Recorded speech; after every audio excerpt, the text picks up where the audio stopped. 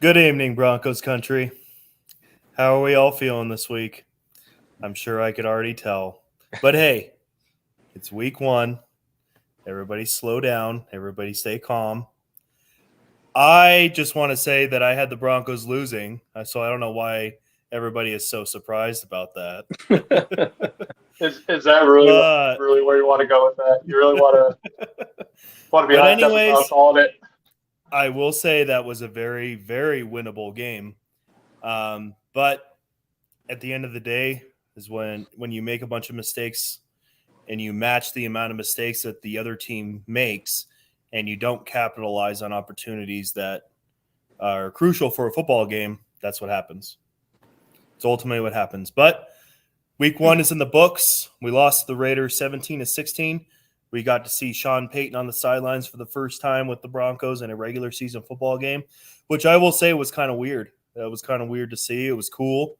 Hyped me up a bit because I believe in Sean Payton. I trust Sean Payton. He has the resume to build this team in his image to win football games and make it deep in the playoffs each year once he gets the culture in place and once he gets more of his players into place too. This is going to take time. It's going to take some time. The first game, it's not, this isn't Deion Sanders primetime CU football. Sean Payton didn't bring over his entire New Orleans Saints squad that made the playoffs every year to the Denver Broncos. So this is a little bit of a different situation. I did like what I saw. We're going to get into that a little bit. We're going to recap the game, just give our thoughts. Basically, when we rewatch the game, just kind of put our feelers out there and just see how we're feeling about the game. And then obviously, we're moving on. This is the regular season. We have the Washington Commanders next at home. So they just beat the Cardinals, but it's the Cardinals. But there are some things to worry about with the Washington Commanders. I'm not just completely dismissive on them, but, we're playing another lower level team just like we are at the moment. But this is a very winnable game for us, in my opinion, that especially at home, the home team, if you're both a bad team, usually the home team should come out on top. So yeah, whoever wants to go first, what are you guys' thoughts on the Broncos and Raiders game? Well, there was a lot of positives as we were kind of all texting with each other. There were positives. I know it felt worse to me, and we discussed this. It felt worse because it was the Raiders, and we're trying to snap that losing streak, which every time I hear it, that now that's 7 losses in a row to the Raiders, like, it's baffling to me. Because they're so bad, too. We have not, like, roster-wise and stuff, but not been worse than the Raiders over the last few years. So that's what's so crazy to me. But there was a lot of positives, also some negatives, and there was stuff that I know we'll discuss in here that they'll be able to build on, and I think certain things will start getting better throughout the season. And there was a couple, like, kind of big-time concerns in my eyes. The biggest being, and I think it's kind of, well, 2 big things for me was the kicking situation. Because I don't know if you guys saw what Brett Maher did this week, but he was 3 for 3 for field goals. Like, I think one was like in the 30-yard range, from like 30 plus, 40 plus, and 50 plus. He all made it, and he made all 3 of his extra points also. So that was like that kind of pissed me off, honestly, because I was honestly a fan of the Maher signing. But hopefully Lutz figures it out. I don't know. But the second biggest thing for me was, like, we really need Damari Mathis to get it together, because he's going to see a ton of targets every week, because PS2 will have one side of the field locked down as he did against the Raiders. So, I mean, good OCs and good head coaches for opposing teams are going to watch the tape and say, like, we will go at this guy all day because he has no answer. And Jacoby Myers, I think, is an underrated receiver, and that's where most of the damage came from. But those are my 2 biggest things, like the kicking situation and Mathis. I have high hopes for Mathis. I think he's a good corner, but that was really concerning to watch. Yeah, dude, absolutely. I mean, I couldn't agree with you more. That was definitely the top two things. One more thing I would add to that, as far as concerns go, would be the pass rush. Oh, yeah, absolutely. Got to get there more. We got to get some kind of pressure. Most of the time, I mean, he was just back there patting the ball, just waiting for someone to get open, and you can only cover guys for so long. So partially, I give Mathis a little bit of leeway because of the lack of pass rush, but you can't be targeted 9 times for 8 and give up 8 receptions for 2 touchdowns. Yeah. It was like around 100 yards or so in yards. So like that's bad. Right. You got to be better. So I don't want to get too much more into the negatives, just because it's week 1. I don't want to overreact too much to a lot of things. This game was really unusual, though. That is one thing I wanted to talk about. The Broncos only got 6 drives, and that is about half of what you would normally see in a game. And to try to bring some optimism here, the Broncos scored on 3 out of those 6 possessions. Scored at a 50% rate, which obviously, of course, you're not going to be able to keep up with throughout the season. The Chiefs were number 1 last year at a 46% rate. But to bring a little bit more optimism to it, Philip Dorsett has a little bit more awareness. You got 4 out of 6. Lutz makes a 55-yard field goal, and you're at 5 out of 6. Scoring drives. Yep. So, I mean, there's a lot of positives in the offense. Actually, one thing I will bring up that is a little bit negative is it did seem, especially in that fourth quarter, it seemed like a lot of the players that have been around kind of reverted to that losing mindset, which, like Zach said, it's going to take time. Building a culture doesn't happen overnight. And a lot of these guys have been around. I know there's a lot of new faces, but there's a lot of the same faces as well. But this product, I know we only put up 16 points, but this product looks so much better, especially on offense, than we've seen. I don't even know since when. 2016. I mean, the 9-8 season or 9-7 season, whatever it was. Yeah, with Trevor Siemian. We might not have seen any. I mean, I don't even know if that season even looked decent like that. I mean, we had a great defense, but even the Super Bowl year wasn't even that good as far as offense goes. I think it was realistic. Right, exactly. I think this game was just a lot of missed opportunities.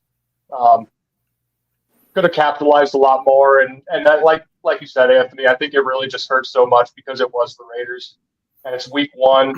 You want to come out starting out hot, especially beating a division rival. But I'm optimistic about what I saw, moving forward.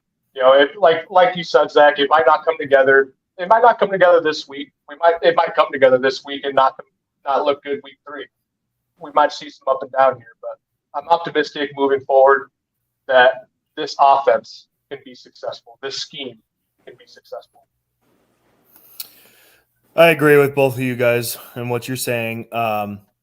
Before I get into my notes, because as you guys both know, I like to rewatch the games, and it's like film for me. And I have my raw notes right here. And with my notes, I like to write with emotion. So let me just say that as well. And I'm not going to hold anything back. I'm going to read exactly what it says. All right. And then we're going to go from there. But let me preface by saying I do have optimism for this football team as far as, we're going to witness them come together as a team that we've all wanted to see in Denver. And we're going to see those flashes become more consistent with Sean Payton. It's going to take a little bit. We'll get into the commies game here in a second, but it's going to take a little bit. But Broncos fan, we're going to see this team come together. So let me get into this. So I have it broken down by each quarter. So first quarter, we had great pressure to start, but we need to capitalize with sacks. And then, because what I notice is that our pass rush we were closing in on the pocket. It's just Jimmy Garoppolo kept throwing the ball out quick. So at the beginning of the game, I noticed that the pressure was decent. Now, we ended the game with technically 0 quarterback pressures from Zach Allen and Randy Gregory, our top 2 highest paid pass rushers. But in the beginning, it was looking decent. So I'll start off by saying that. Mathis sucks. Okay. Yeah, that was an emotional one. It was just a blown coverage by him to Jacoby Myers. I think it was one of the first few passes of the football game, and it was just one of those moments where you're watching him and you're like, "The hell, man, what's going on?"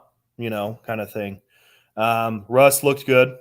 I would say that first quarter he looked really good, moving in the pocket. Whenever the pocket was closing in on him, he was moving around, making stuff happen, throwing on the run, which was great. I love seeing that. Some of old Russ that we saw. Javonte, he looked pretty good for all things considered. Coming back from that ACL tear to playing week 1 this year, he looked pretty decent. Now, the explosiveness wasn't necessarily there as before. Not yet. It will come back. But his vision and everything else that made him so great a couple years ago or last year even for a little bit before he tore his ACL is still there. So that's good to see. His will is not broken. He still has a good mentality. He still has all of his talent, all that stuff, because a lot of the time with an ACL tear, it just wrecks a player mentally. Yeah. And that's what was so great about Jamal Murray with the Denver Nuggets, coming back and then playing so well this last postseason and ultimately winning a championship, because ACL tears are hard to come back from. It just mentally, not just physically, but it mentally wrecks you too. So especially for a running back. And I just wanted to add real quick, it wasn't just ACL. Like, he tore everything up in there. ACL, exactly. PCL, MCL. Like, it was ABC, D, it's insane that he's even. It's insane that he's an active playing football player right now for the Broncos. That's pretty incredible, honestly. And the amount of snaps he ended up taking too. Right. Yeah. He tore his FBI, his CIA, his DOE, all that stuff. Like DOT. Yeah. All right, get into it. WTF Lutz. So that was the missed extra point, and this veered off to the right that we all know.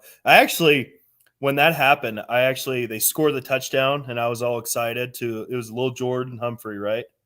Mm-hmm. And I went to the bathroom. I was like, it's an extra point, whatever. I come back, and I'm like, what the hell? Are you serious?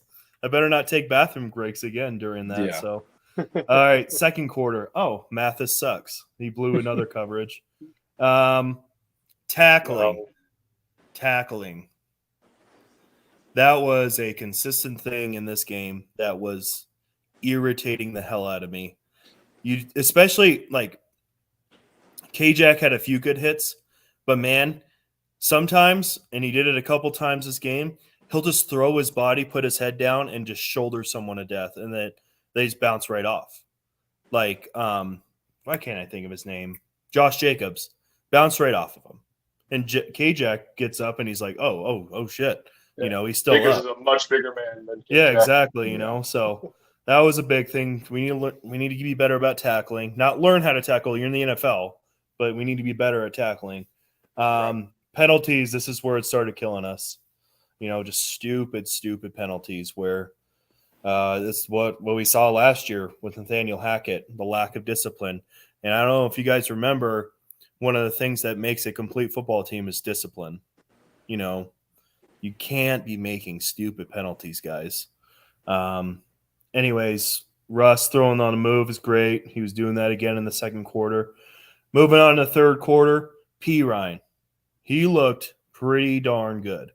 Yeah. He made some solid runs out there and then catches out of the pocket and stuff like that. He was looking pretty darn good for being our backup running back. So I liked what I saw out of P. Ryan for sure. It's comforting to know that we have a solid backup option for Javonte so he can get back on his feet a little bit more. Blah, blah, blah. We either need to scrap the screen game or just be better blocking. It is so atrocious. We haven't had a good screen game since Demaryius Thomas and Peyton Manning. Yeah. Those bubble screens, man, they are so bad to watch because everyone just gets blown the hell up, and then you get a tackle for a loss, or they get a tackle for a loss. That's what I meant to say. So we need to figure it out with our screen game, and then doing this run screen is just not going to cut it. I understand you want to build this running football team, but spread the field a little bit. Like Russ was playing well. Like let him make some plays and build off of that. So, but I'm not the coach. Sean Payton's the coach. Whatever. Anyways, PS2 is locking up Adams. I don't care what anybody says. Devon, it got to the point because the Raiders' game plan was to just keep PS2 on Adams so that other wide receivers could be open. It got to a point in the game where Adams was moving around because Adams wasn't doing anything with PS2 on him. So he ain't too young anymore, I guess. No, not at all. Exactly. He wasn't too young back then either, but whatever. Anyways, yeah. Another thing about Mathis, but we already talked about that. This was the third quarter, though, so he did it again. Great. Hey, real quick before you go into the third quarter too much, great first half. Just great first half from the team. Yeah, it was solid. I was very optimistic going into halftime. Yes. Great pick in the end zone in the third quarter. That was awesome. You broke up that passing play and then it fell into K-Jack's hands. That was beautiful. I love that. We got to see more of that. I thought that was going to be the turning point. Yeah. I mean, really did. Those are the things we need to capitalize on that I'll get into.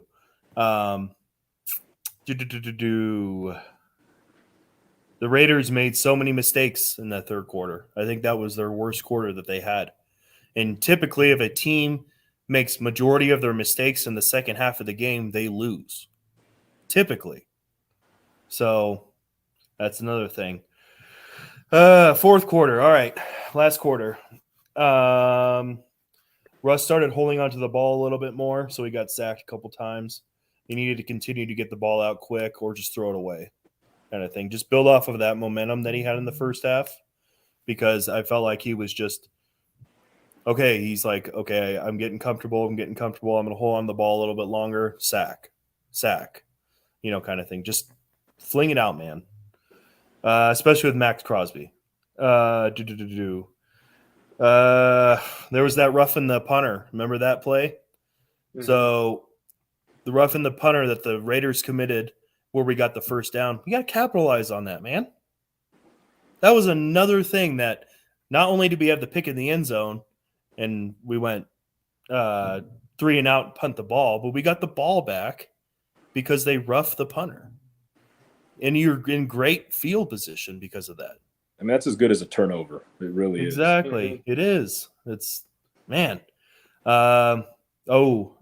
Mims made a solid catch during that. I think it was the back shoulder throw, and that was beautiful. I like what I saw out of Mims for sure. Yeah, I think he has the potential to be a stud. Yeah, he needs to get involved a lot more. Yes, absolutely. Minus those 2 sacks, Russ looked like he was in control of that offense, which I really enjoyed to see. You could really see it in the fourth quarter for sure. He just looked like he was pushing the ball downfield, making good plays, solid decisions, and stuff like that. So then you get to the red zone. You got to be able to capitalize in the red zone. I know that's one of the toughest places to play on the field in general, but we got to get better at that. So Mathis sucks again. Dumb penalties. The Bassey hit on Jimmy G. That was the rough in the passer. You remember that? Yeah. Where Bassey was running like this the whole way, and Jimmy G had thrown the ball out. Like, this was definitely a roughing the passer, and he just ran late. Yeah, it was very late, and because he wasn't looking, his awareness was not there. So, and he just ran into Jimmy G and knocked him on his ass. So, can't be doing that. Every single touchdown involves Mathis. Yeah. So, Key, kind of messed this one up. Key passing. Troutman. So you remember this pass that he had to Troutman? It was on the farthest point of the field, and he had a first down lane, but he stopped running. He stopped running. He tried to be a running back. Yes. I'm like, dude, run through that man and dive forward. What are you doing? That drove me crazy. I had this in capitalized letters. That was a third down, too. Mm-hmm. Yeah, exactly. That would have been a first down if he would have kept running. That was the last drive, right? That was the final drive, like 5 minutes ago or whatever. Yeah. And then that K-Jack hit against Jimmy G, that was a clean hit. I didn't see anything wrong with that hit. If I'm being honest with you, I watched it over and over again. Shoulder, he had correct placement on everything. Jimmy G looked like a drama queen out there playing it on the field. But he dove. He lowered his target point. Oh, no, not Jimmy G. No, Jacoby. Jacoby, excuse me. Sorry, I had Jimmy G written underneath. It was like Jacoby. It was very bang. And I mean, I see why the flag was thrown, and I knew the second that play happened, a flag was coming in. But yeah, I mean, K-Jack lowered it. He was aiming at his torso. Yeah. And obviously it was a wet field out there. Myers started slipping, and it happened. I mean, K-Jack he's a big hitter, but he's not a dirty hitter by any means. Yeah. And I think he even made a comment after the game, like, I'm not out here to hurt anybody. It was just one of those plays that happens in football sometimes. But once it pretty much it did knock out Myers. He was looking, his eyes were crossed. His hand, like, I saw his hands stiffen up. Like, I knew, and there's no way they're not calling that. It just sucks because, well, especially after DeMar Hamlin stuff. So right, and K-Jack was doing he approached that play right, and it was just one of those unfortunate events that Myers started slipping on the turf, and he almost put himself in danger more than K-Jack put him in danger. I guess I was referring to the Jimmy G in the beginning of the game when he got hit and he was just like when he was flailing around, like, and then he was that was Simmons, right? Wasn't that Simmons? Yeah, that was Simmons. That's right. That's what I was talking about. Where he was definitely playing it up a little bit. Oh yeah, because he was fine seconds later. Well, he learned from the best, from Brady.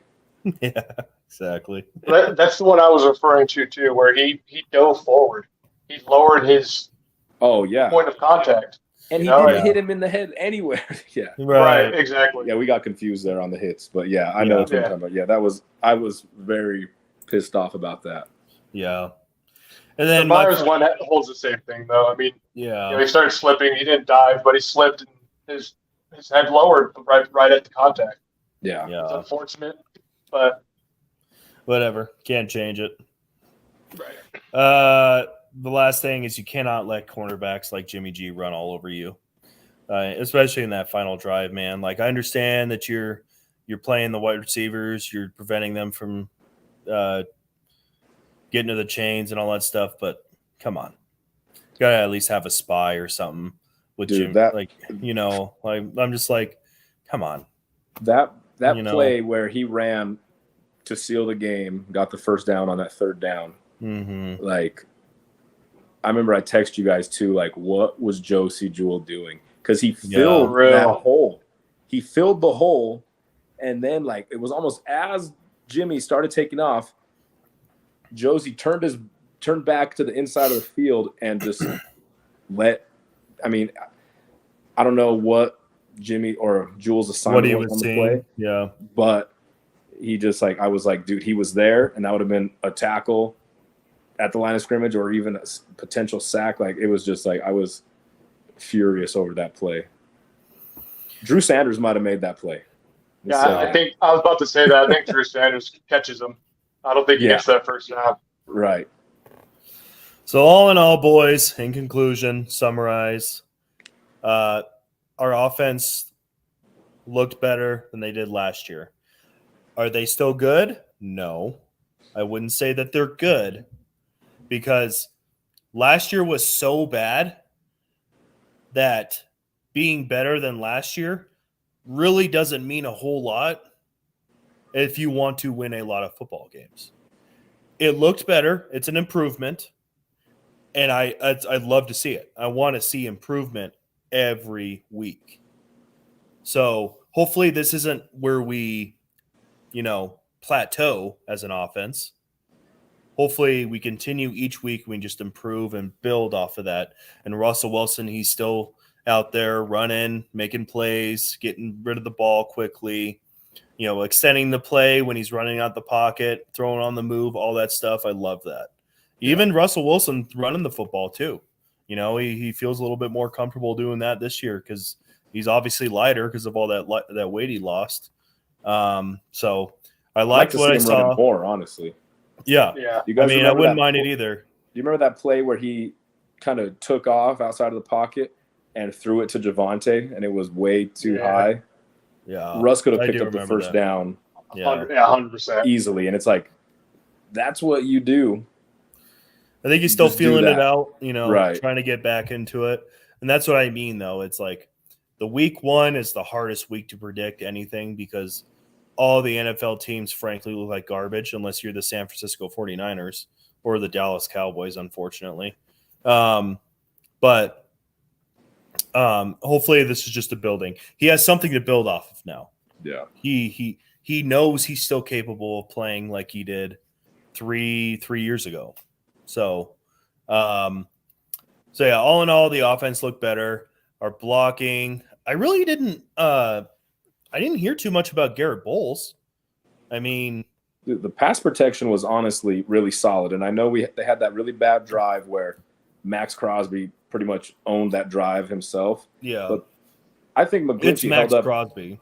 Exactly, that's the thing. Like Max Crosby is one of those guys, and they kept talking about it during the game that whoever, I forget who was doing the play-by-play, but they were talking about how Max Crosby had made comments that like he just knows he's better than every tackle that he's going against.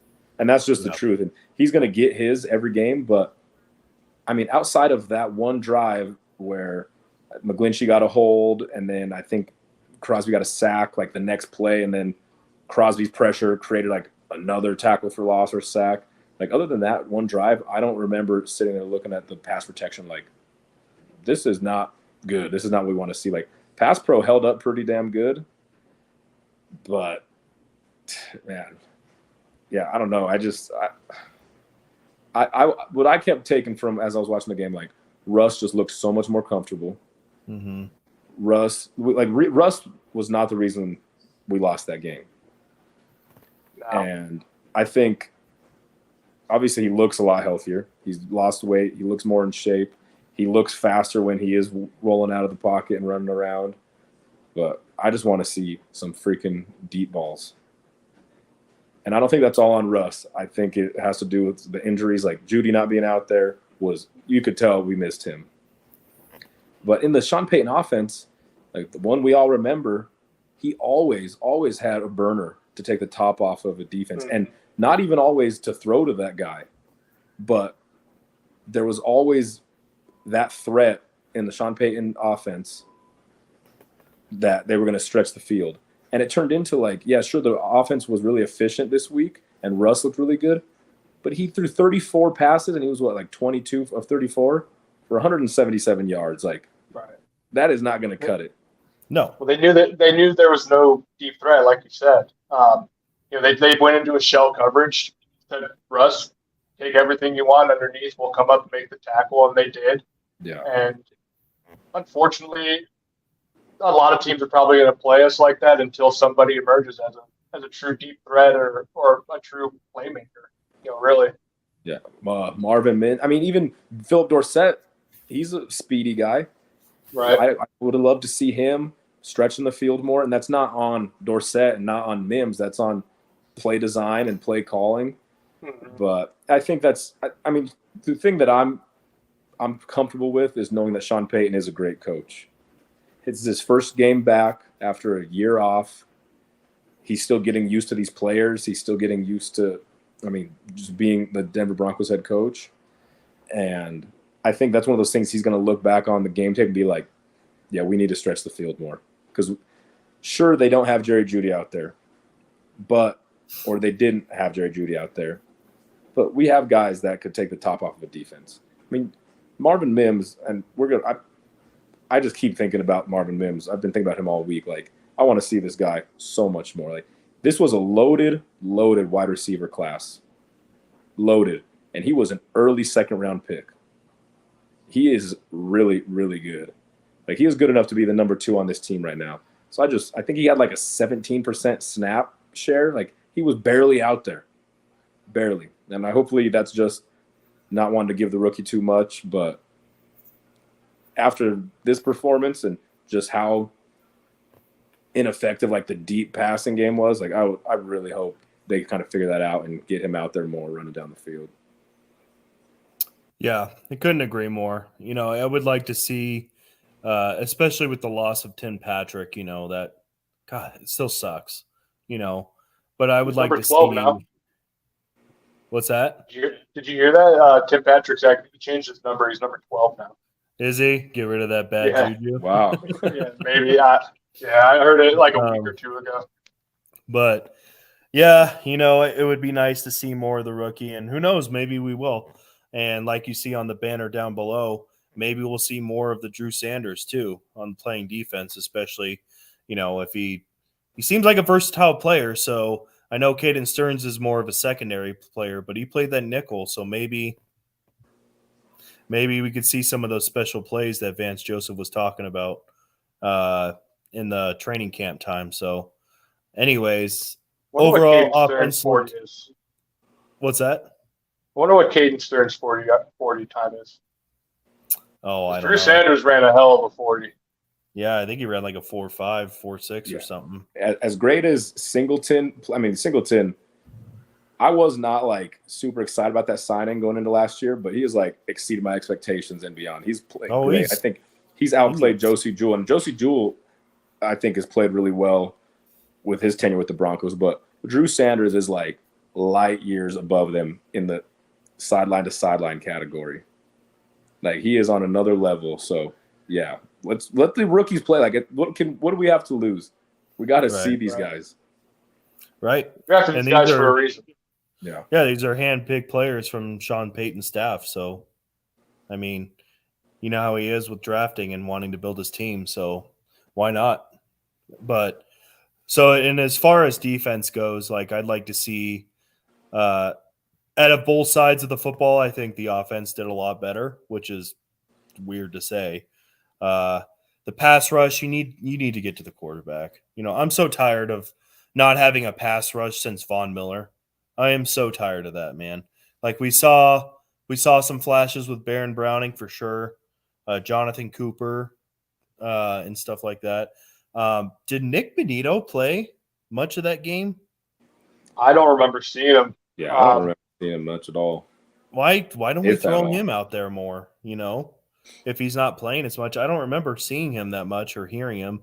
I saw a lot of Randy Gregory, but you know how that goes. Like, it's only a matter of time, unfortunately. So fingers crossed.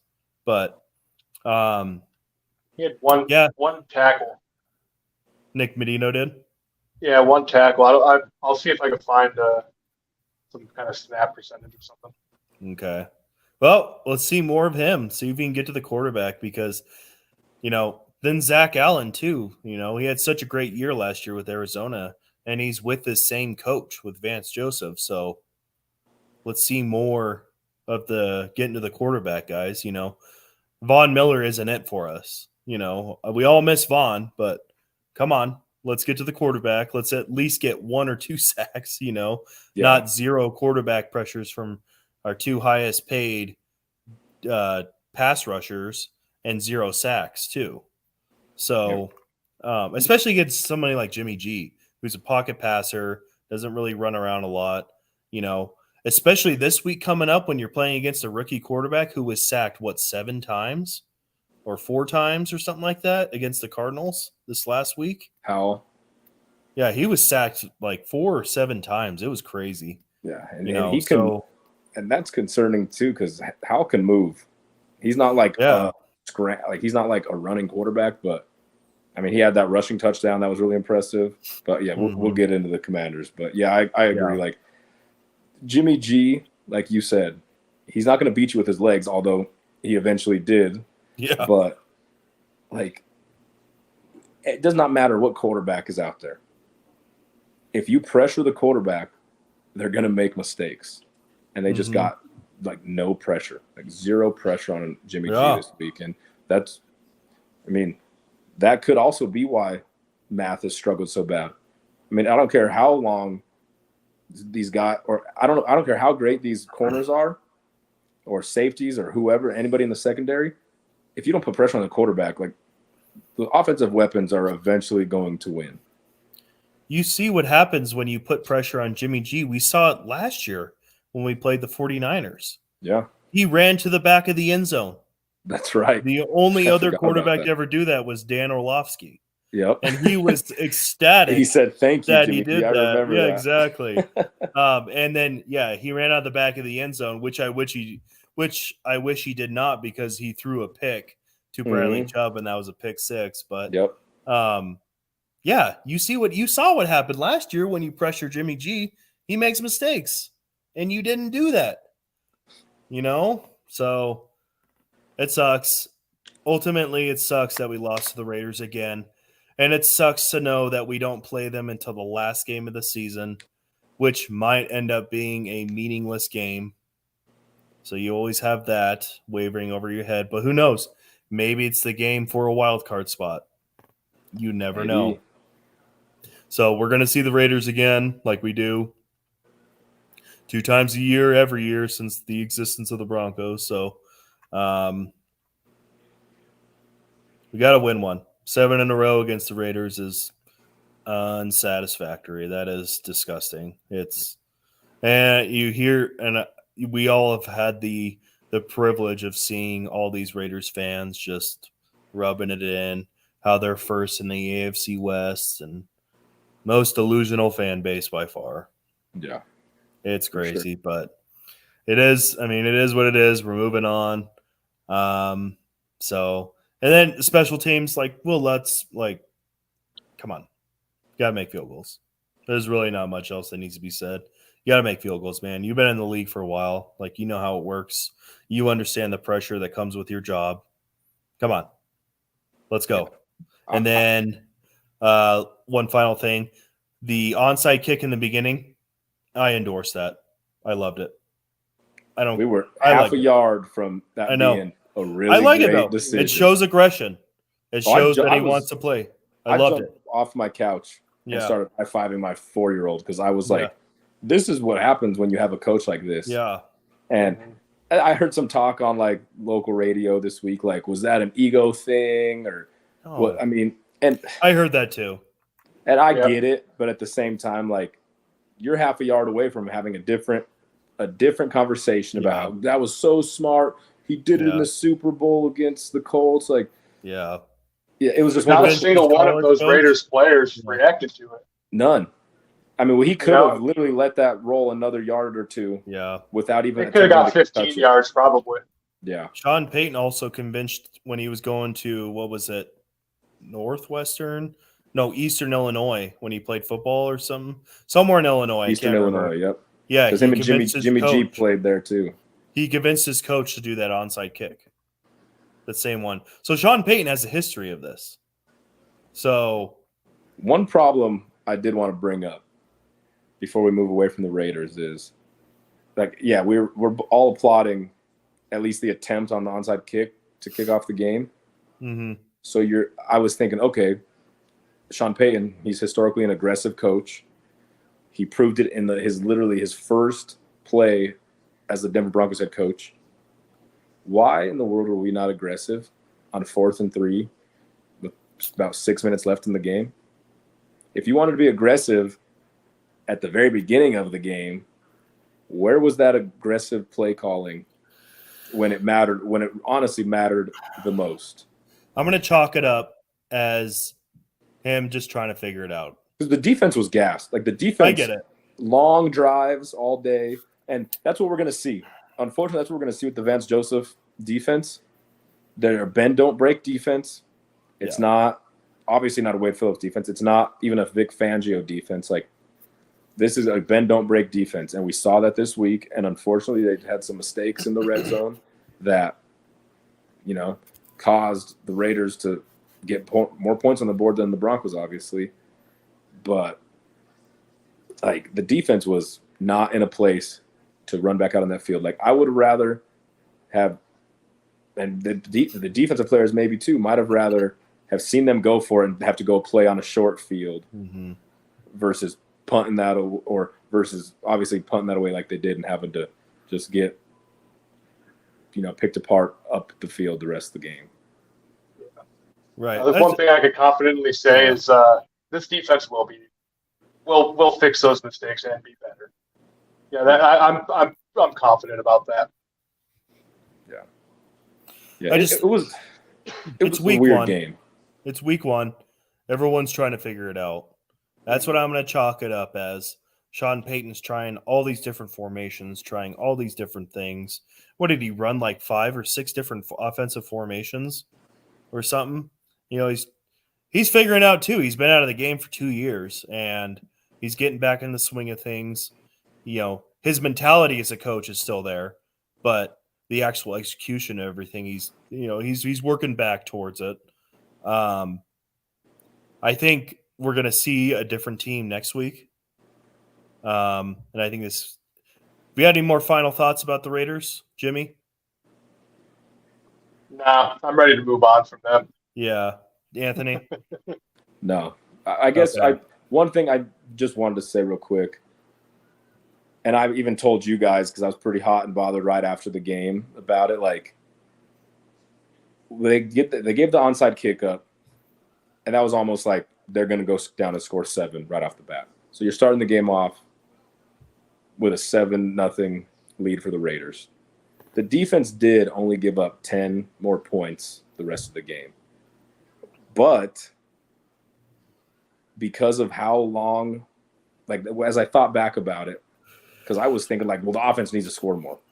But, once I started digging through the numbers and kind of rewatching some plays and stuff, like the offense, as we mentioned, was like crazy efficient, like one of the most efficient offenses in the league this past week.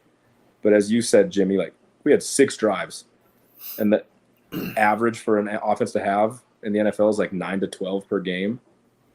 So I was like I wasn't mad at the offense. I just wanted to see more scoring, obviously, because if you hold an NFL team to 17 points, you should win a football game. If you have a competent offense, you really should.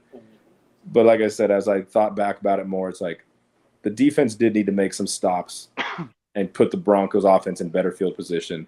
They just, like we've been saying, made some stupid mistakes, gave up some really annoying plays, I guess is the best way to put it. They gave up some really annoying plays that extended drives for the Raiders. And that's the stuff that needs to get cleaned up because, yeah, you give the Broncos offense 2 more drives, they probably win that game. I agree. And it's, like I said earlier, it was a very winnable game. We should have won that game, but we didn't. And that's the end of the story. One thing I was saying earlier Anthony, before the podcast started, Benjamin Albright, friend of the podcast, tweeted out that Russell Wilson was the only quarterback with a top 5 QBR and passing success percentage in week 1 that lost their game. Yeah. So you could look at it either way. You say, oh, the Broncos are doomed because even when the offense does well, they still lose. Or the Broncos are improving. Russell Wilson has a top 5 stat, 2 stats, that wasn't even there last year. Yeah. He was bottom 5 last year. Right. So we have a quarterback that's kissing around the top 5 area with stats week 1. I see this as a positive. Yeah, me too. Like I said, if this offense can just continue to build off of what they had each week, we're going to see more points scored. I think we're going to get to a point as an offense where we're averaging 2 to 3 touchdowns a game, averaging 21 points. And that is a winning football team. Yeah. For sure. Especially after what I saw with week 1. That's not too far-fetched of an idea to start seeing that in week 5 or 6. Yeah. And they could have had that third touchdown. I forget who the receiver was. I think it was Brandon Johnson. It was we were there in the red zone on the goal line, and I believe it was third and goal. And Russ rolled out to the left, and the defense followed. And it was really close. It was a pass that was close to being picked off. It was kind of just like a little quick sidearm pass right to the goal line to Brandon Johnson. And I remember right after that play, it got knocked down by a Raiders defender. And I remember Russ pointing at Brandon Johnson, telling him to go back in. And I don't know if you guys remember that play, but there was a wide open lane where Brandon Johnson just sat rather than rolling out and following the play and making himself open. And that's a concern for me, is that obviously we have Cortland Sutton, and we all like Court. He's made big plays for us for years now. I thought he looked really good in this game, but you just don't have until Judy gets back, and we hope. I don't want to rush him back, but man, I want to see him out on the field. You don't have another great pass catching option that has experience in the league and that knows the things to do on those scramble drills like that. If Brandon Johnson decides to follow Russ a little bit more, they'd probably score a touchdown on that drive and not to settle for a field goal. And that's just where I'm concerned, especially with Dulcich being hurt now. Yeah.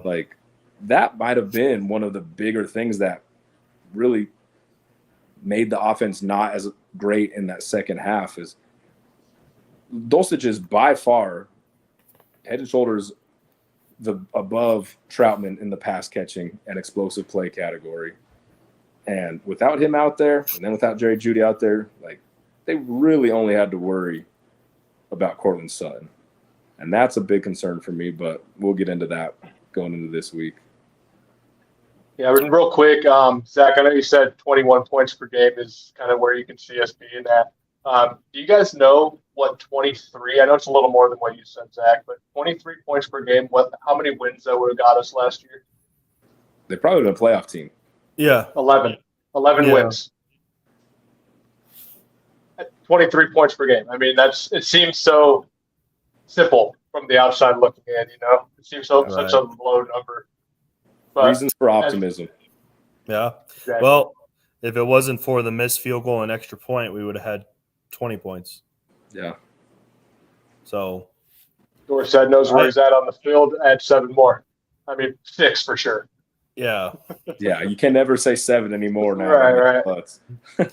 Considering how I was in the offseason and even before this game, I would say I'm a little bit more optimistic for sure. No, I'm not ready to say they're 16-1, Anthony. Okay, I agree. I don't think they're there. Well, I know, but I know I get a little ahead of myself. Otherwise, but I feel better. I saw some improvements, and a lot of this crap that we saw. Right now, I'm just taking it in stride as a week 1 jitters. Week 1 just Week 1 in the NFL is always so terrible. Joe Burrow had 63 yards passing. 83. Damn near impossible to predict. We're not gonna see that out of Joe Burrow again. Josh Allen looked terrible. It could be worse. Stuff. We could all be Jets fans. Josh Allen looked like Josh Allen. Let's be real. That honestly, as much as Aaron Rodgers has pissed me off in the past, that sucks. Yeah. It took away from it took some excitement away from the season because it was, as much as I was rooting against the Jets to be good because of the Rodgers drama and just everything that the Jets are and their fans. I don't know if you guys know many Jets fans. I know just a handful in my whole life, and they're pretty damn unbearable, if I'm being honest. The New Yorkers, so right. But that sucks to see, especially since I had a pretty easy parlay win, I believe, on DraftKings if Rodgers stays in the game. But what are you going to do? Yeah, it's brutal. Especially just going in for 3 plays and then your season's just done. And, that sucks. Well, so the whole situation of everything, too, first Monday Night Football game of the season. It's 9/11 in New York, right out with the American flag. That atmosphere had to have been crazy to be in that stadium. For sure. That would Yeah. have. I mean, I'm not even obviously a Jets fan, and I got chills watching him run out there, just hearing the stadium and stuff. Like I was like, man, this is cool. Could you imagine how quiet that stadium must You have could been? hear a pen drop, Yeah. I'm Well, sure. when they were panning around the stadium, the look on the Jets fans' faces, I felt, I'm okay. I didn't feel bad for them, but I was like, man, it would suck to be in that situation. That's like stuff you joke about. Right. Like, what would be the That's worst case thing scenario. right now? That is like if when we signed Peyton, he has a season-ending injury on the 4th play of that first season. Like that, or the neck injury never turns out to actually be way worse than anticipated. And well, even last year, can't imagine. Like before we knew how Russ was going to be, like he looked decent in the Seahawks game. He looked pretty darn good in the Seahawks game last year. It was a solid game. And then, but for him to go down on the 4th play, I think all of the fans in that stadium would have been, because there were Seahawks fans there too, they would have been like, ugh. Yeah. I'd like to think that they never would know. Be brutal. Yeah, the 12s can be pretty brutal, but yeah. I'd like to think like, oh, that sucks. Like the human comes out of them. They're like, oh, that's really sucks, you know? You have to. I like to think that most people would feel bad. I like to try to be positive there. Okay. Let's get into the Commanders because we're running a little late. So Raiders week is over. We're not going to see the Raiders until the end of the week. But now we look forward to hosting the Washington Commanders, or whatever their future name is going to be. Hopefully the Redskins again, because I really like the Redskins name, but it doesn't sound like that's going to happen. Solid. The Hogs too. That would be pretty cool. Anyways, you have Sam Howell leading the front. You got Scary Terry, Josh Dotson, those players coming in. They have a solid 4 in their defensive line coming in. Something to keep an eye on, but other than that, I really can't think of anything else that really stands out to me as far as players go that are really game changers besides those ones. I did mention pretty earlier. Solid running back room. Oh yeah, Gibbs, is he still running back there? Antonio Gibson and Brian Robinson. Yeah. Gibson and Robinson. Okay. Yeah, you got 2 solid ones. It's not going to be an easy game. It's not. So if there's any Broncos fans out there that think this is just going to be an easy game, rewatch the Raiders game. Yeah, exactly. So let's put the delusion aside. If you're out there at this point, there is no easy games for Broncos. Exactly. We should not be thinking that way. Exactly. We need to think as a team that's trying to build back up, not as the team we know we can be as a franchise, because we're not there right now. So we're on the level playing field with the Commanders, the Raiders. I think the Cardinals are worse than us, but absolutely. Absolutely. Yeah, that's a game we might be. I don't want to say overlooked, but that's a game you could say, all right. Cardinals are pretty bad. But we'll put it this way. I listened real quick. I listened to a podcast, and it's run by Arizona Cardinals fans. And they were talking about it this week, as they were watching that game, they were getting very pissed off and very scared that they were going to go out and win that game, because they know how bad they are, and they know that winning one game could possibly take them out of the Caleb Williams sweepstakes. So that's what we need to know about the Cardinals. Their fans are perfectly content with 0-17. Yes. Yeah. Unless Caleb goes back, because then it'll be we won't know that Marvin Harrison Jr. kind of draft pick then. Yeah. For them. But anyways, so you have the Washington Commanders coming into Mile High, another 2:25 game afternoon. It's not another game to overlook. It's just it's gonna be tough. I think it's gonna be another low scoring game. I think it's going to be another boring, low scoring kind of game, a little bit. The Raiders game was a little bit more exciting than I anticipated. because our offense actually was clicking well. And I think we're going to continue to see that going into this week. I think the biggest thing I want to see is our defense rushing the quarterback, making Sam Howell feel absolutely uncomfortable.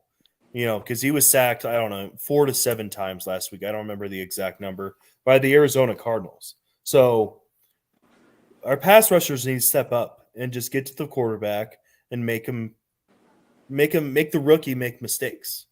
That's the key here, is make him feel uncomfortable, and that'll inherently take out Scary Terry and Dotson out of the football game, because you're going to have Surtain up against Scary Terry, probably, more than likely.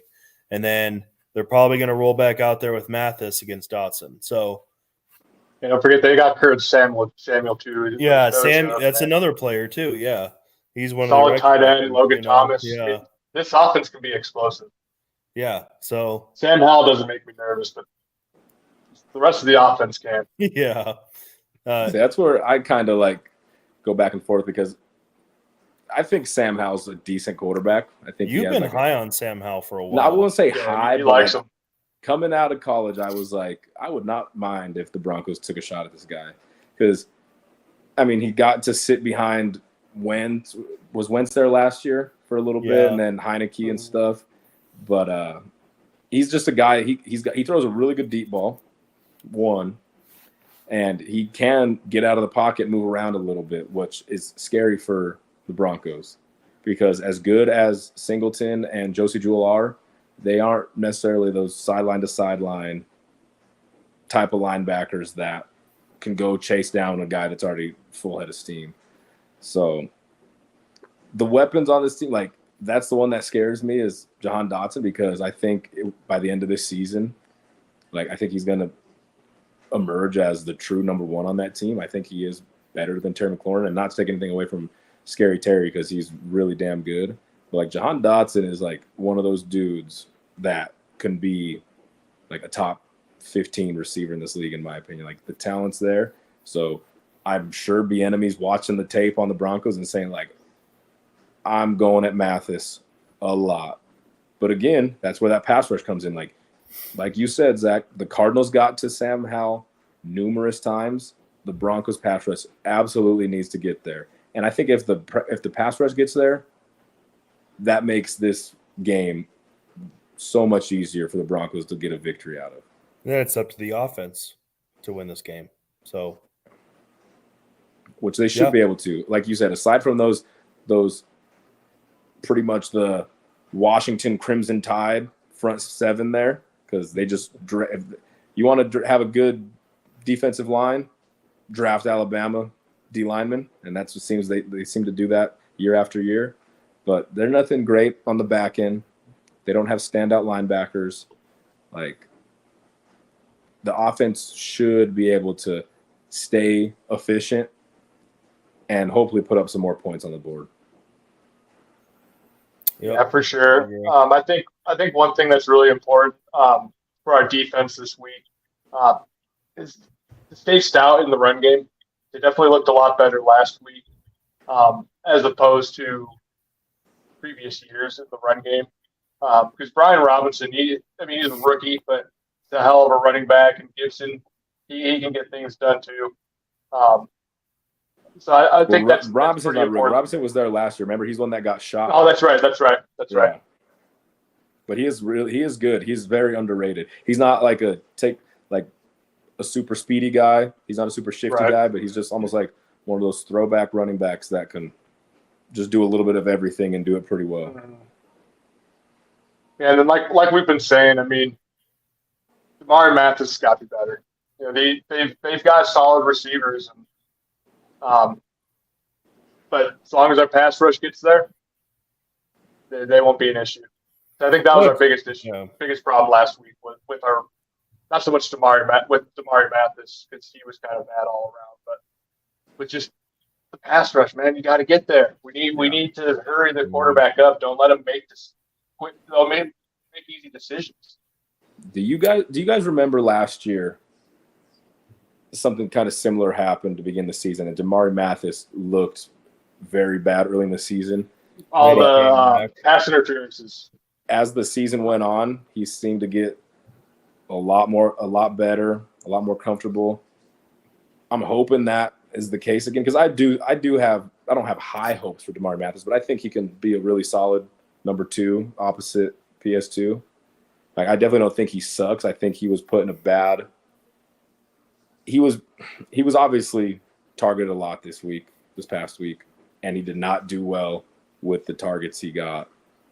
But I have some hope for him. I don't want to give up on him yet. I know Zach keeps saying he sucks, but I don't want to say he sucks yet. He sucked last week. Don't get me wrong. I agree. That was when I was watching the film on it, so I'm feeling a little better about it now. So That is a good point, though, Anthony. I mean, I remember calling for his head for sure after those 4 pass interferences.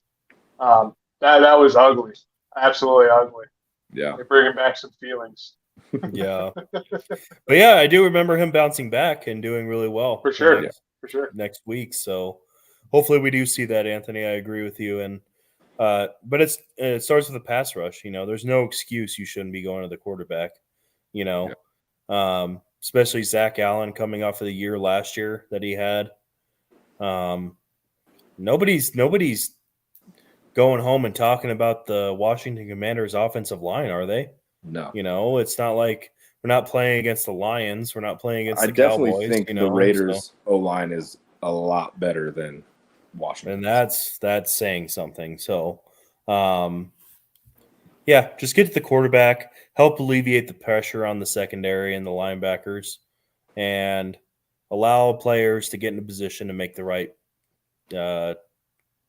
plays, essentially. So it all starts with it. It's a pass rushing league now. It's been a pass rushing league. We know what it's like to have a pass rusher here in Denver. So let's bring it back. You know, it's not going to be at the same level as Von Miller, but let's have multiple guys getting to the quarterback, making him feel uncomfortable. And let's get a few sacks. Come on. Yeah. We didn't see it last year either. So Who's getting the first one? Yeah. Who's going to get it?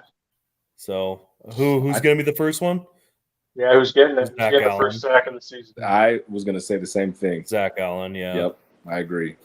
I think he's Derek Wolf 2.0. He's going to be a Derek Wolf 2.0. Yeah, I think so. I'm going to take a wild card guy here. Give me Josie Jewell on a blitz. All right. I wouldn't mind that. That'd be nice. Like it. I like I that. like it. Oh, if you're saying that, how about Justin Simmons? Oh, Hey, I'll take anyone. Little safety blitz. Yeah. Give me PS2 off the corner. Let's go. Oh, gosh, that'd be cool. How about all of them? Everyone gets a sack that game. Yeah. 11 sacks. You get a one per sack. player. You get a sack. You get a sack. yeah. Let me ask you guys this, because I was hearing them kind of talk about this on the radio, maybe today or yesterday. But do you guys view this as a must-win game? No. Yeah, I was actually going to post a TikTok about this. I have it actually in my drafts, and I decided not to post it. I don't think so. I mean, even with the Miami game being week 3, and all 4 of us thought, think that's going to be a loss at this point, but no. Now, I don't know what, because we haven't quite made it through like our whole season projections yet, but so I don't know where you guys stand on it. If you're expecting the Broncos to make a playoff push, like what we're really expecting from this team this year. But there's a stat that shows for a team to start off 0-2, your odds of going to the playoffs are like 9%. Yeah, I don't think the Broncos are going to the playoffs this year. Okay. Yeah, I never thought they were going to make the playoffs either. That's why I was thinking no. Right. I mean, I wouldn't be opposed to it, but those are just the expectations I had coming into the season. So the big thing for me is reason I don't want to say it's a must-win game, but I'm kind of leaning that way is because you're going to start off, if you don't win this week, you're going to start off 0-3 more than likely. Yeah. And that's when things can get really ugly because we know our fan base, we know our media, we know the national media. They don't want to see Sean Payton succeed just based on his history. I mean, based on his history in the NFL, and then all the hate Russ got all of last year and continues to get, like, if this Broncos team starts 0-3, like, we're in for a lot of noise coming our direction, I think. And that's I don't know, man. Like, well, Anthony, me and you got him losing week 4 too. So right. Yeah, And is that Chicago? yes. Well, after watching them this week, we might be able to switch that one. Yeah, I was thinking the same thing. And also, like, as we were talking earlier, like, the Jets losing Rodgers, it changes that game a lot as well. Yeah. And I think we have those as wins. I have that's week 5, right? Right. Yeah. Yeah, week 5, all 4 of us had wins. No, all 4 of us had wins week 5. Okay. Oh, okay. That defense is for real, though, so who knows? But you can't keep losing to teams that are less talented than you. I think that's the biggest thing for me. And the Commanders are well coached. I think Ron Rivera is a fine coach, and I don't know if Eric Bieniemy is the greatest OC like a lot of people in the world seem to think, but like Sean Payton is very well. Right. Sean Payton is a better coach than these guys. I think Vance Joseph is a good defensive coordinator also. Yeah. And I think the Broncos top to bottom, obviously we have some injuries we're dealing with, but like I think top to bottom it's a better roster than Chicago or than Washington, and you cannot continue to lose games that you should not lose. And I think that's why it's like so important, in my opinion, to get this win this week, because if you lose a second game now to teams with worse coaching and worse roster construction than you, like that's when things can start kind of getting out of hand, in my opinion, and more concerns will arise. So, I mean, they maybe not a must win, but like you better show a little more than you showed last week. To me, yeah. If you lose, you got to put up some points at least. Yeah. Yeah. I don't think it's a must win for the longevity of the season, I guess, because you are playing an NFC team, and those are like, yeah, you want to win those if you want a better spot in the playoffs, if you have playoff aspirations. But like I said, if the Broncos go 7-9 or 8-9 this year, that's a success in my mind. I mean, because I just view this season as a build-up season. And I know, being a Broncos fan, that sucks that the expectation is to have a losing season, but a better losing season.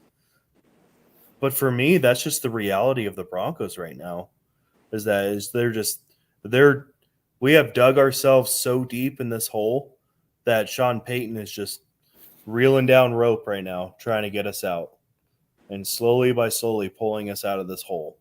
And it takes time, you know. But I get what you're saying, Anthony. And is it really anything new for us, though, to hear all this hate towards the Broncos? You know, no, but it'd be nice to stop hearing it. It would be nice, but that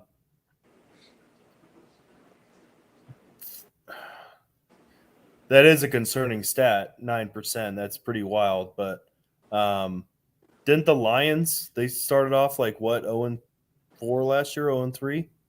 Was the Lions or something like that? There was a team that started off recently. There's a team that started 0-3, 0-4, and then they made the playoffs, right? I'm not sure. It's not impossible, and especially with a coach like Sean Payton. Like if it is Dan Campbell is a prodigy, is on the Sean Payton tree. So they have similar, because he was an assistant coach with Sean Payton at New Orleans. So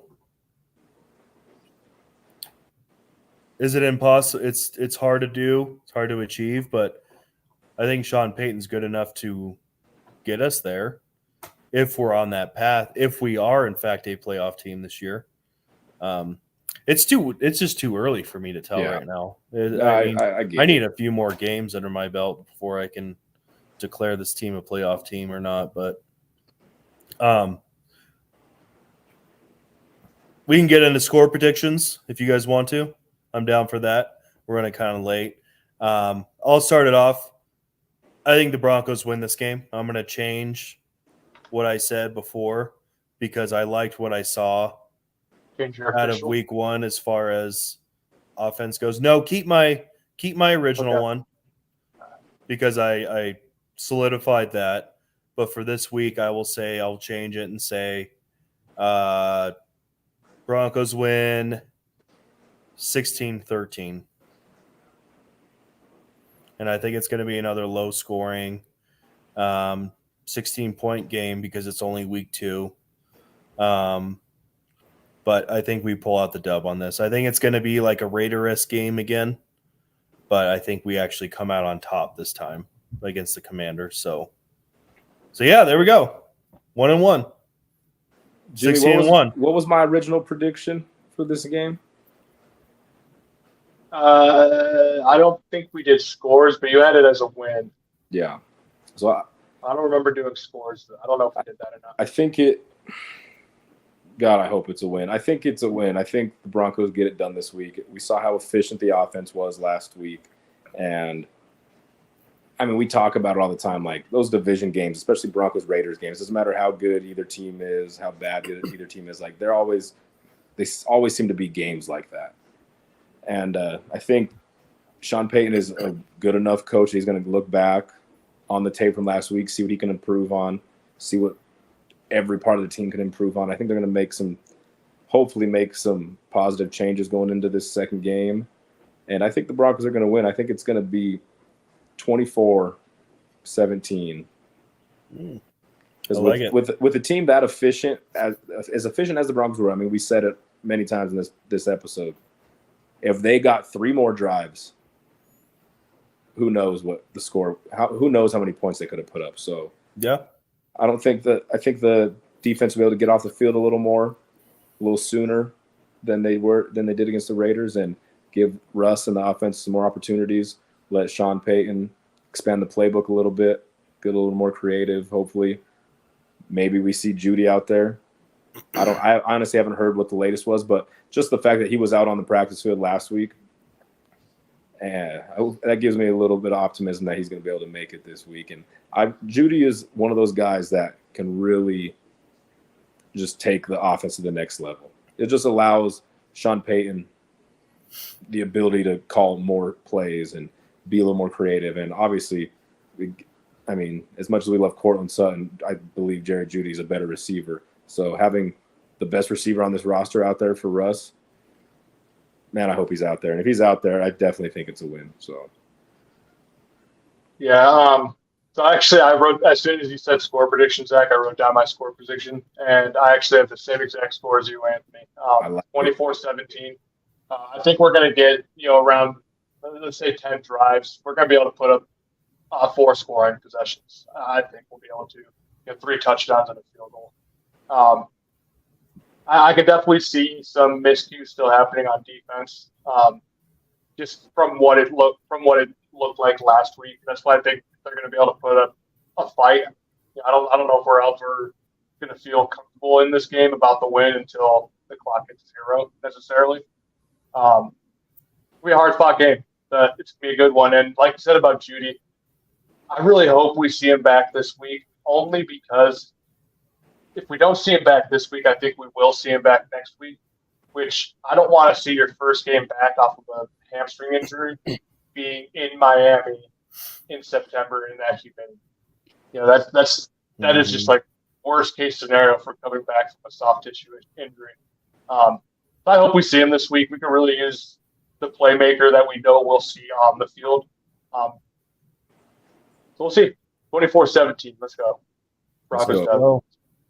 I would love to see this offense get 24 points. That'd be pretty gosh darn awesome. But you see how it's not out of the realm of possibility, right? I do see it. I'm going with my gut, and my gut didn't fail me last week, so I'm going with my gut feeling, and I still think it's going to look good.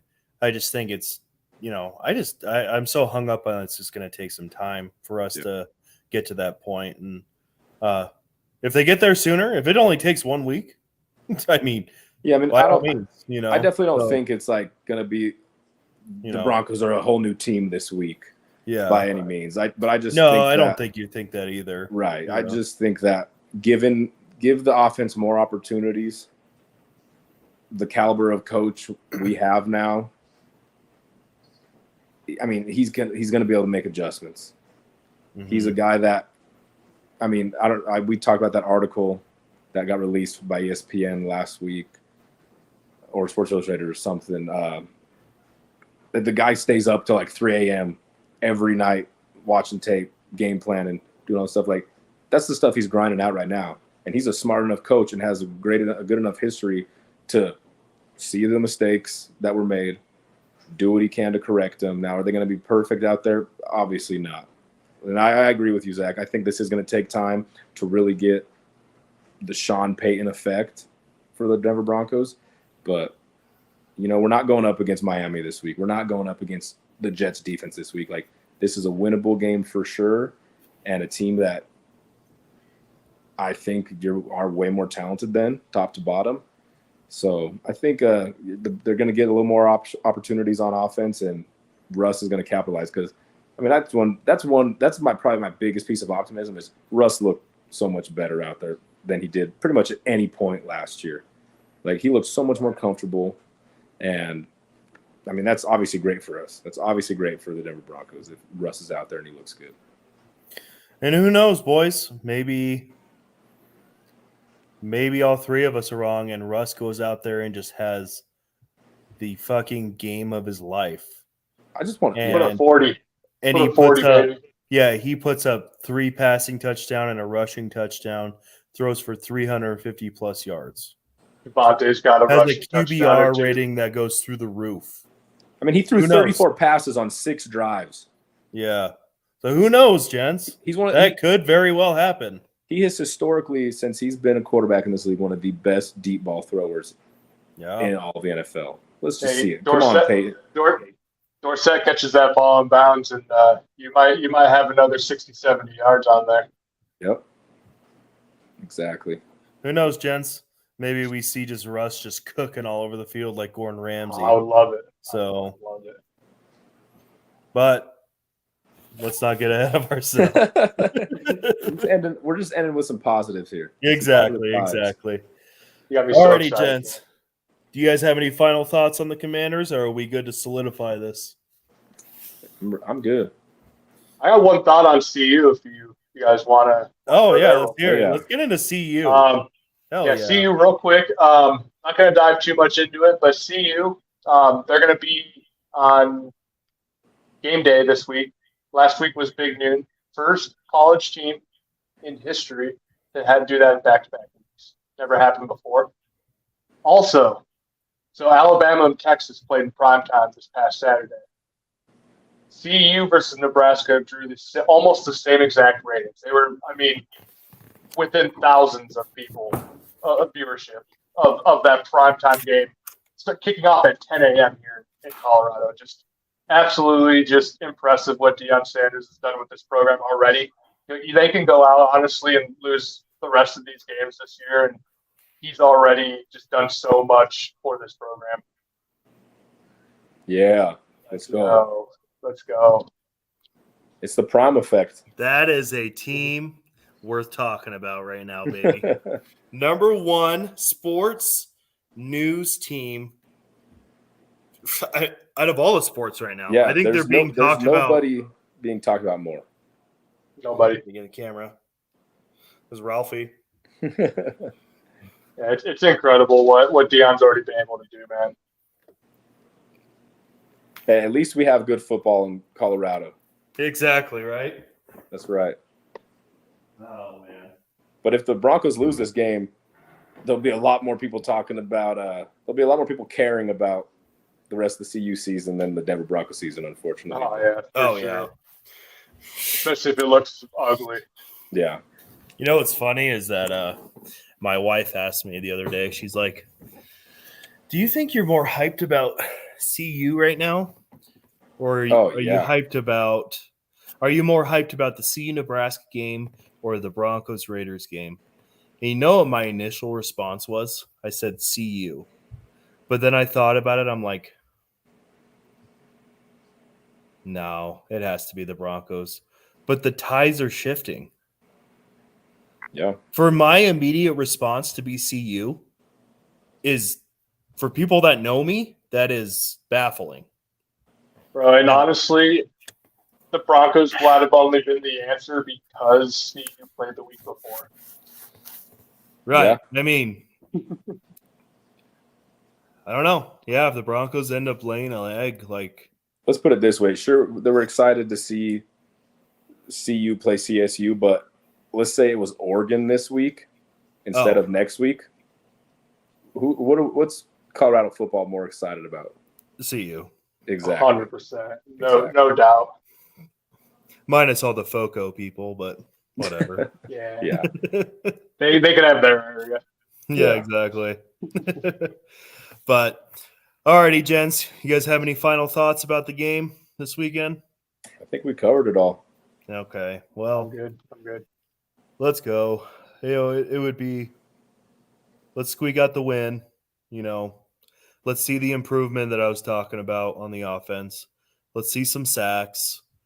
And, you know, if Russ goes out there and he wakes up and, you know, Sierra gives him a little, before the game, he goes out there, he just cooks up the best beef Wellington the Commanders have ever had. So, but alrighty, gents. Well, like always, thank you so much for dedicating your time to doing this podcast. I still love that we can see our beautiful faces. You know, yeah, it's nice now. It's awesome. It is nice. I love Jimmy, the work with the banners and all that stuff. Good work on that, man. Sure. Looks awesome. Anytime, brother. Anytime. For those that tuned in and for those that are watching, you know, I appreciate you. Love you all.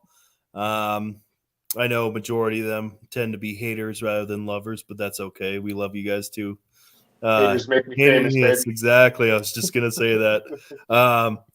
But hopefully the Broncos squeak out a win this weekend against the Commies, especially against a team that can't even figure out their name. They still cannot figure out their name. So, but like always, gents, appreciate you. You guys have a good night, and go Broncos. Go Broncos, baby.